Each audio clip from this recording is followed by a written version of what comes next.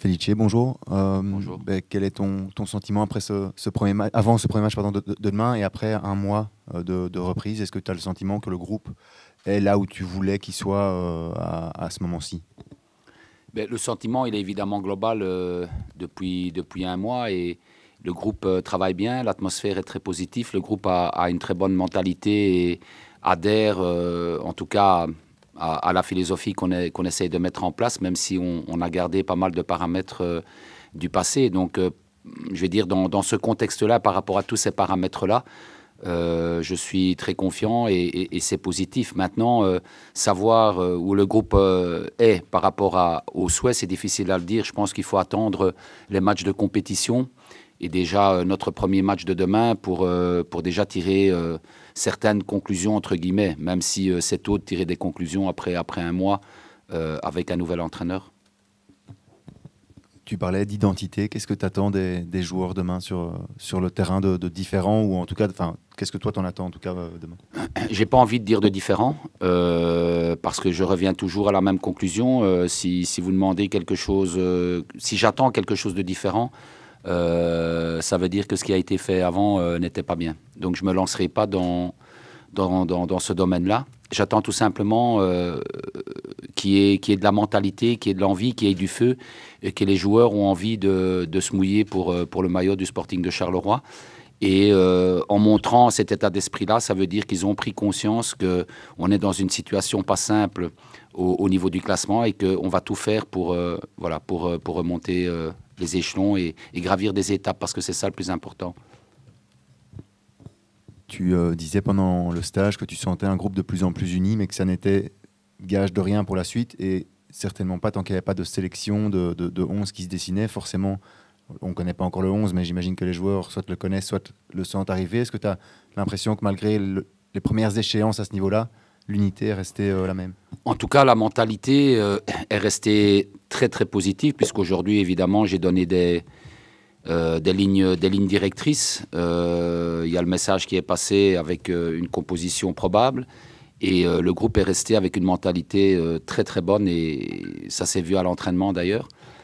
Après, l'unité, on n'en est jamais certain parce qu'on n'est pas 24 heures sur 24 avec eux et on ne sait pas ce qui se dit et ce qui s'est fait. Mais en tout cas, de visu, par rapport à notre entraînement d'aujourd'hui, à la semaine qu'on a faite, je trouve que le groupe est encore ensemble, oui. Felice, bonjour. Même si tu étais déjà revenu ici avec tes autres clubs, là, le fait de revenir, de retrouver le Mambourg dans la peau du coach de Charleroi, ça te touche? Qu'est-ce que ça te fait justement? Ça me fait beaucoup de bien. Ça, c'est la première conclusion. C'est une certitude parce que je retrouve beaucoup de points de repère. Et c'est comme un joueur sur un terrain de football. Le plus important, c'est d'avoir des points de repère, de savoir vers où il va, avec qui il va, comment il va le faire. Et c'est comme ça qu'on peut se diriger vers une réussite. Et en ce qui me concerne, voilà, tous ces paramètres-là sont bien en place puisque je connais très bien le club, je connais tout ce qui m'entoure. Et donc, je sais où je vais, je sais comment je veux aller et je sais avec qui je vais. Et donc ça, ce sont des points de repère importants. Depuis ton premier passage, le club a changé. Qu'est-ce qui t'a impressionné ou qu'est-ce qui t'a fait voir que justement le club avait évolué?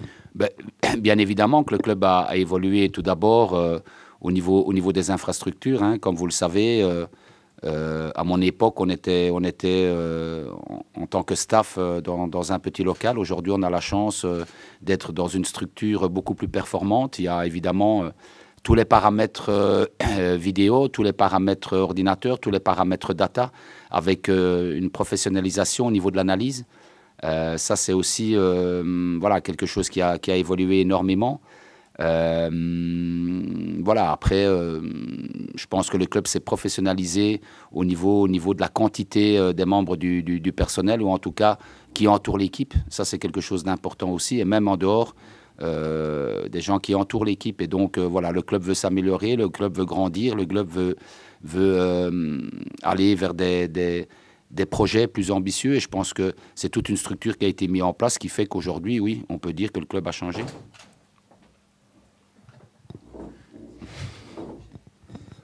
Qu'est-ce que ça te fait aussi de retrouver directement Anderlecht? C'est particulier, j'imagine? Ben, disons que c'est un peu particulier parce que la période entre laquelle j'ai quitté... Non, pardon. La période entre laquelle on m'a fait quitter le club et aujourd'hui, la période est très courte. Et donc, j'ai encore beaucoup de choses en moi. Après, voilà, au-delà de ça, ça reste Anderlecht et c'est un match très important pour nous, pour le club et aussi pour les joueurs et pour le staff. Donc, ça s'arrête là. Il n'y a pas d'ambition particulière, il y a juste l'ambition de vouloir gagner ce match parce que c'est un match important et on a besoin de points. Qu'est-ce que tu as pensé de la première officielle finalement d'Anderlecht qui a déjà joué la semaine passée et quel type de match tu attends demain? Alors j'en ai pensé beaucoup de bien évidemment, comme tout le monde.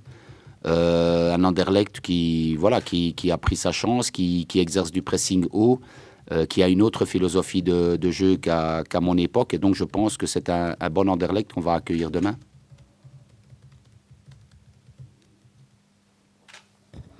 Tu disais mercredi que tu avais fait un choix concernant les gardiens, mais que tu voulais d'abord leur en parler à eux. J'imagine que ça a été fait. Est-ce qu'on peut savoir justement oui. Qui sera titulaire? On pouvait le savoir. Donc il y a une hiérarchie qui a été établie. Et donc à l'heure d'aujourd'hui, Hervé sera numéro 1 et Pierre sera numéro 2.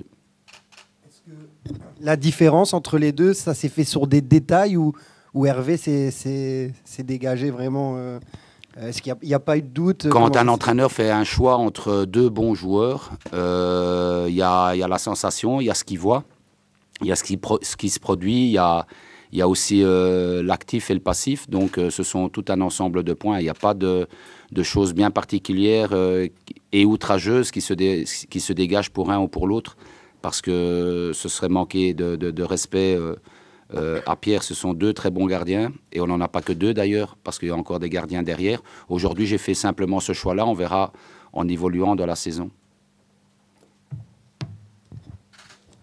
Par rapport au groupe, est-ce qu'il y a des joueurs inattendus qui ne seraient pas disponibles pour le match de demain, ou les joueurs qui ne seront pas dans la sélection, ce sont tous des choix en dehors de Stéphane et Jules, pour qui j'imagine que c'est un peu tôt? Alors, on a Stéphane et Jules, donc effectivement, où c'est un peu tôt. Et puis, on a Loïc qui est malade. Donc, voilà, pour le reste, il y a encore des choix à faire.